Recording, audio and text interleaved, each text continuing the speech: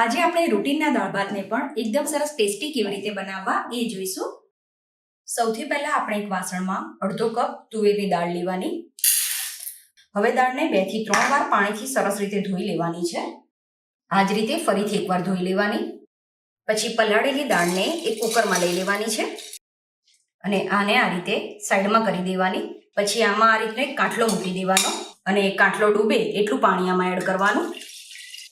તો આ રીતે કાંઠલાના લેવલ સુધીનું પાણી આપણે એડ કરવાનું છે. હવે આને અત્યારે સાઈડમાં મૂકી દઈશું.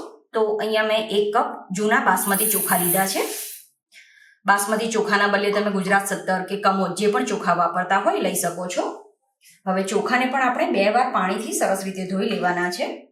હવે જે પણ વાસણમાં તમારે ભાત બનાવવાનો હોય એમાં આને લઈ લેવાના. હવે આમાં પાણી એડ કરવાનું.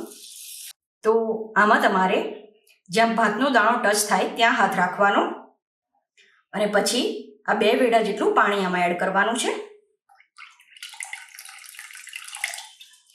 આ રીતે 2 વેડા પાણી આમાં એડ કરી દેવાનું. હવે કુકરમાં કાંઠલાની ઉપર આ તપેલી મૂકી દેવાની. પછી આમાં અડધી ચમચી મીઠું એડ કરવાનું. તમે જો મીઠા વગરનો ભાત બનાવતા હોય તો મીઠું નહીં એડ કરવાનું. પછી એના ઉપર ઢાંકણ ઢાંકી દેવાનું છે અને હવે દાળ અને ચોખાને આપણે 15 થી 20 મિનિટ માટે પલાળી રાખવાના. પછી બાફવા મૂકવાના છે અને 15 થી 20 મિનિટ પછી આપણે આની મીડિયમ ફ્લેમ ઉપર 4 વિસલ કરી લેવાની છે. તો ભાત એકદમ સરસ રીતે કૂક થઈ ગયો છે. ભાતની તપેલી બહાર લઈ લેવાની છે. ભાત જ્યારે ગરમ હોય ત્યારે જ આના ઉપર થોડું ઘી લગાવી દેવાનું. ઘી લગાવવાથી ભાતનો ટેસ્ટ ખૂબ જ સરસ લાગતો હોય છે. અને દાળને આપણે હેન્ડ બ્લેન્ડરથી બ્લેન્ડ કરી દેવાની છે. પછી દાળનો વઘાર કરવા માટે 2 ચમચી જેટલું તેલ ગરમ થવા માટે મૂકવાનું. તેલ ગરમ થાય એટલે આમાં 1 તમાલપત્ર, 1 સૂકું લાલ મરચું, થોડી રાઈ. હવે ગેસ ધીમો કરીને આમાં થોડું જીરું એડ કરવાનું અને સાથે જ 1 સમારેલું લીલું મરચું, 1 નાનું ટામેટું, આમાં જ થોડી હળદર અને થોડી હિંગ એડ કરી દેવાની અને આને સરસ રીતે સાંતળી દેવાનું છે. હવે આમાં પાણી વઘારવાનું. તો થોડું પાણી એડ કરવાનું.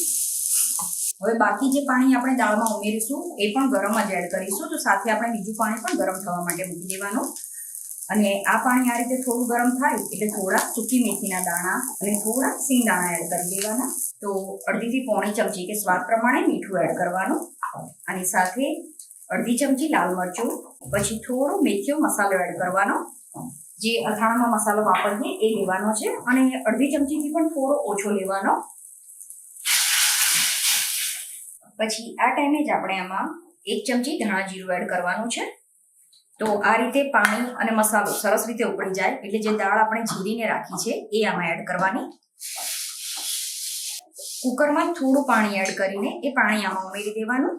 દાળમાં જ આપણે 2 થી 3 ચમચી જેટલો ગોળ એડ કરવાનો.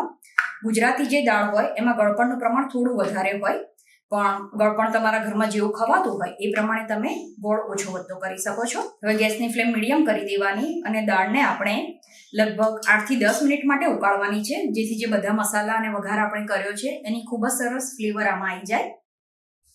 દાળ લગભગ 5 મિનિટ ઉકળે એટલે આમાં થોડી સમારેલી કોથમીર એડ કરી દેવાની. કોથમીર આપણે છેલ્લે પણ એડ કરીશું, પણ અત્યારે દાળ ઉકળતી હોય એ ટાઈમે પણ જો તમે થોડી કોથમીર એડ કરી દેશો તો એનાથી દાળમાં ખૂબ જ સરસ ફ્લેવર આવતી હોય છે. તો ટોટલ 10 મિનિટ પછી હવે દાળ સરસ રીતે ઉકળી ગઈ છે. હવે ગેસ બંધ કરી દેવાનો અને છેલ્લે આમાં લીંબુનો રસ એડ કરવાનો છે. તો આટલા માપમાં અત્યારે મેં અડધા લીંબુનો રસ એડ કર્યો છે. તમને જો સહેજ ખટાશવાળી દાળ પસંદ હોય તો તમે 1 લીંબુનો રસ એડ કરજો. દાળ જ્યારે ઠંડી થાય ત્યારે અત્યારે જેની થિકનેસ છે એના કરતાં પણ થોડી વધતી હોય છે અને આ રીતે બનાવેલી દાળ ઠંડી થયા પછી પણ ખૂબ જ ટેસ્ટી લાગતી હોય છે. તો તમારે ટિફિન માટે જો દાળ બનાવવી હોય તો પણ તમે એકવાર આ રીતે જરૂર ટ્રાય કરજો, તમને ચોક્કસ પસંદ આવશે.